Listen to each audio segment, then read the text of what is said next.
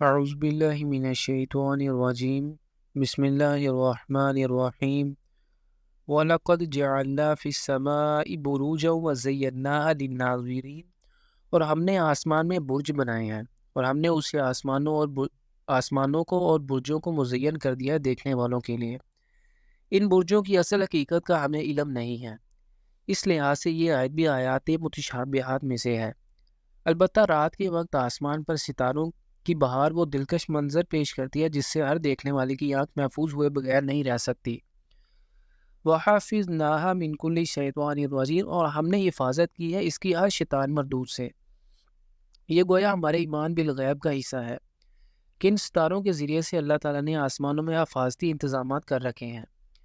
اس کائنات کی تخلیق کے بارے میں انسان کی جدید تحقیق ماضی قریب میں ہوئی ہے، لیکن ابھی بھی اس سلسلے میں انسانی علم بہت محدود ہے۔ الا من استرق السمع، ماسوائے اس کے کہ جو کوئی چوری چھپے سننا چاہے، جیسے ایک فرشتہ کچھ احکام لے کر آ رہا ہو اور کوئی جن اس سے کوئی سن لینے کی کوشش کرے۔ فرشتے نوری ہیں اور جن ناری مخلوق ہیں، چنانچہ نور اور نار کے درمیان زیادہ بعد نہ ہونے کی وجہ سے ایسا ممکن ہے۔ عزازیل ابلیس کا بھی ایک جن ہونے کے باوجود فرشتوں کے ساتھ اٹھنا بیٹھنا تھا۔ فَاتْبَعَهُ شِهَابٌ مُبِينٌ، تو اس کا پیچھا کرتا ہے ایک انگارہ چمکتا ہوا۔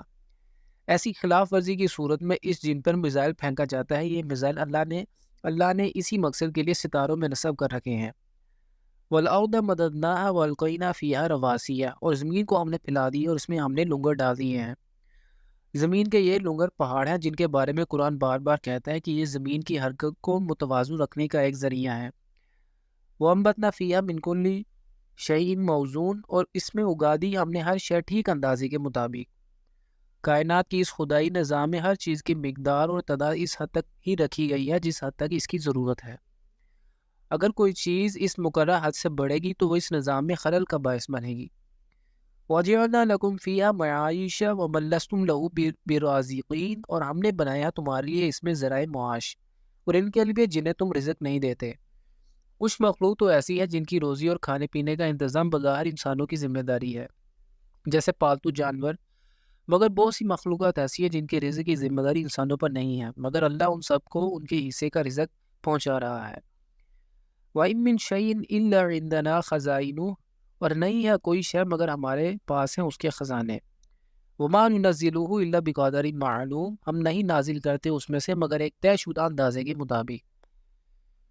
وَأَرْسَلْنَا الرِّيَاحَ لَوَاقِحَ، اور ہم بھیجتے ہیں ہوائیں جو بوجھل ہوتی ہیں یا بوجھل کرنے والی ہوتی ہیں۔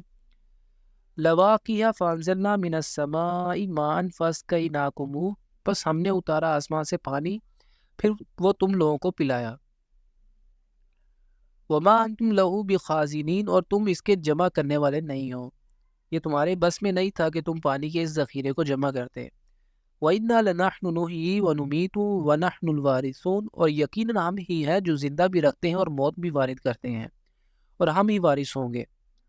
وَلَقَدْ عَلِمْنَا الْمُسْتَقْدِمِينَ مِنْكُمْ وَلَقَدْ عَلِمْنَا الْمُسْتَأْخِرِينَ، اور ہم جانتے ہیں تم میں سے آگے بڑھنے والوں کو بھی اور جانتے ہیں پیچھے رہنے والوں کو بھی۔ چونکہ یہ نبوت کے بالکل ابتدائی زمانے کی صورت ہے، اس لیے فرمایا جا رہا ہے کہ ہم جانتے ہیں ان لوگوں کو جو حق کی اس دعوت پر فوراً لبیک کہیں گے، اور ان لوگوں کو بھی جانتے ہیں جو اس کا انکار کریں گے۔ وَإِنَّ رَبَّكَ هُوَ يَحْشُرُهُمْ إِنَّهُ حَكِيمٌ عَلِيمٌ، یقیناً آپ صلی اللہ علیہ وسلم کا رب ہی ہے جو ان سب کو جمع کرے گا، یقیناً وہ کمال حکمت والا خوب علم رکھنے والا ہے۔